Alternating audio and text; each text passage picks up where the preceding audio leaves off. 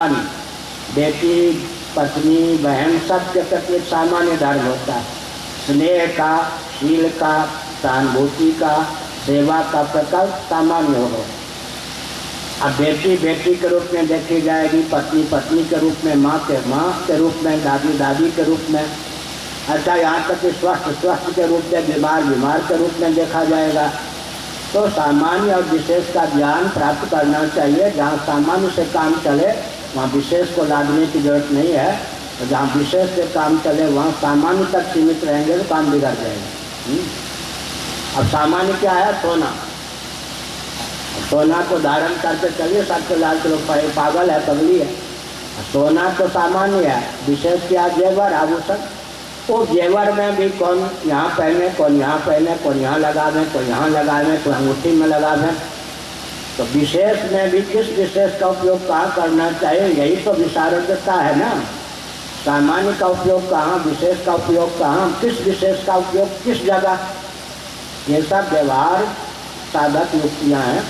तो स्त्रियों का बहुत बड़ा स्थान है, लेकिन वो शरीर की बात तो यही है। और कुछ ऐसी बातें हैं कहने पर फिर 144 धारा मुझ पर लागू हो जाएगी। क्या क्या कुछ ऐसे कर्म हैं जिसको फिर स्त्री कर ले तो पुरुष शरीर की प्राप्ति होती है। गुमान में लोढ़ा से पूछ लीजिएगा, समझ गए? याद है जगराजा का जस्टिस गुमान में लोढ़ा, राजस्थान। कुछ ऐसे मैं प्रोत्साहन नहीं दे रहा था, मैं बोल ही नहीं रहा हूँ। मेरे सुप्रीम कोर्ट पर मेरे पास प्रकरण तो ले जाइए, कहीं कुछ मिलेगा ही। सब बोल देता हूँ, कोई फांस नहीं सकता है। बोलने की कला शास्त्रों के आधार पर गुरु 50 ढंग से बोलना जानता हूँ, पर सत्य को नहीं छोड़ता। मेरे ऊपर कोई केस नहीं चला आज तक। क्या सब जो बोलना है बिल्कुल बोलूँगा, बिल्कुल छल कपट नहीं, लेकिन कोई केस नहीं कर सकता। बोलने का ढंग क्या? संविधान को, लोक को, परलोक को, विज्ञान को, दर्शन को, व्यवहार को देखकर बोलता हूँ। कुछ ऐसे कृत्य हैं जिसके संपादन के बाद फिर अथवा सबसे ऊंचा है भृंगी कीर्तन न्याय। श्रीमद् भागवत के 5वें स्कंद में, 4th स्कंद में पढ़िए, 4th स्कंद 5वां स्कंद, पुरंजनी या पुरंजन का आख्यान। स्त्रियाँ तीव्र गति से पुरुष के शरीर का ध्यान करें, पुरुष का, अब वो ध्यान कहीं मरने के पूर्व क्षण में बन जाए तो पुरुष हो सकते। तीव्र ध्यान के द्वारा विषयान ध्यायता के अनुसार हमने संकेत किया। ध्यान के अनुसार, ध्यान की प्रगल्भता से पुरंजन पुरंजनी बन जाए, पुरंजनी पुरंजन बन जाए, और राधा कृष्ण बन जाते हैं, कृष्ण राधा बन जाते हैं। ध्यान के अनुसार राधा रानी बन जाती हैं, कृष्ण कृष्ण बन जाते हैं, राधा। ये ध्यान की प्रगल्भता से ऐसा होता है। पुरुष स्त्री बन सकता है, स्त्री पुरुष बन सकता है, ध्यान की प्रगल्भता से। सामान्य नियम यह है कि एक बार स्त्री शरीर मिलने पर जब तक मोक्ष नहीं होगा, केवल जिस योनि में जन्म लेना पड़ेगा शुभाशुभ कर्म के अनुसार, उस योनि में स्त्री शरीर ही मिलेगा। स्त्री शरीर को निकृष्ट कहाँ कोई कहते हैं?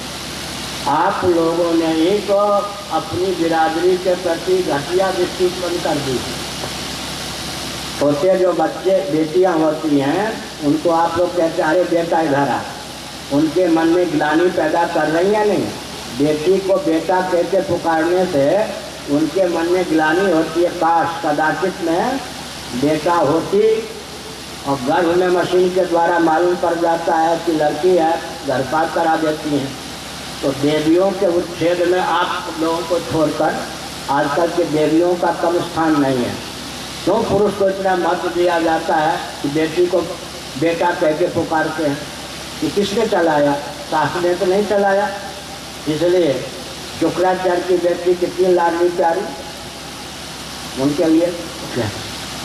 इसलिए बेटी हमारे जयमंत मिश्र से महामोपाध्याय, उनकी बेटी इंदिरा झा जी कितनी प्यारी। बेटियों को कम प्राण? अच्छा जनक जी को पिताजी कितनी प्यारी। इसलिए बेटियां कोई कम तो नहीं है। शास्त्र ने उनके प्रति हीन भाव उत्पन्न नहीं किया है। ये सब आधुनिक तंत्र ने उनके प्रति हीन भाव किया। अब जैनों के यहाँ तो देवियों में आत्मा होती नहीं, जीव होते लोग। उनके विरोध में कोई नहीं क्यों बोलता, समझ गए? उनके यहाँ तो स्त्रियों में जीव आत्मिका तो होता ही नहीं। लो हमारे यहाँ तो ऐसा नहीं कहा गया। अर्धांगिनी शब्द का प्रयोग किसने किया है? धर्मपत्नी शब्द का प्रयोग किसने किया है? और पवित्र कार्य में देवियों को दाएं हाथ बैठाया जाता है, पुरुष बाएं हाथ बैठते हैं। क्या हो गया? दाएं हाथ बैठाते हैं। तो हमारे यहाँ तो यजमान की पत्नी ना हो तो यज्ञ पूरे नहीं होगा। भगवान राम को यज्ञ करना था, सुवर्णमयी सीता बनाने पड़े या नहीं?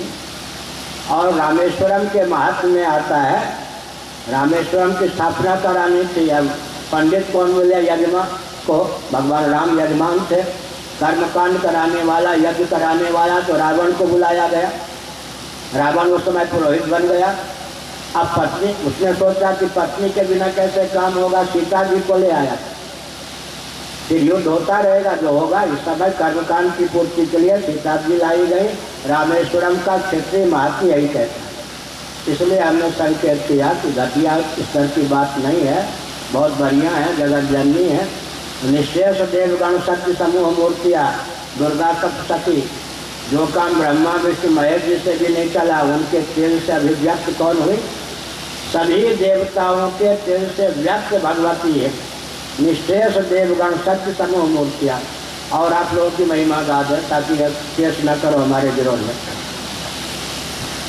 भगवती, हाँ, राम जी ने 10 मुख वाले रावण को मारा। राम जी ने 10 मुख वाले रावण को मारा। यही था ना, 10 मुख। एक था रावण 1000 मुख वाला। राम जी को बताया गया कि बड़ा उपद्रवी है, 10 मुख के मरने से काम नहीं चला। अद्भुत रावण आदि की कथा हमने कही है मेरठ में बहुत साल पहले, 30-35 साल पहले। अयोध्या से जो सेना भेजते थे राम, वो क्या करता था मालूम है? ऐसा बाण चलाता था, जो सैनिक जहाँ से आए थे अपने घर में पहुँचा। युद्ध के मोर्चे पर टिके तब तो युद्ध हो। भगवान राम परेशान की, बड़ा विचित्र है। ऐसी बाण विद्या, 1-2 बटालियन भेज दो, एक अक्षरी सेना भेज दो, वो एक ऐसा बाण चलाता था, उसके प्रभाव से जो जहाँ से सैनिक आते थे वही लौट जाते थे। सामने हो तब तो युद्ध हो। तब भगवान के पास नारद जी आए। नारद जी से कहा, भगवान ने बड़ी समस्या है भाई। उन्होंने कहा, आपके द्वारा हल नहीं होने। सीता जी जब युद्ध करेंगी तब वो शास्त्र मुख रावण मरेगा।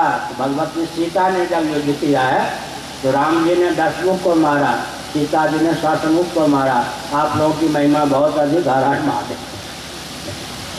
हर हर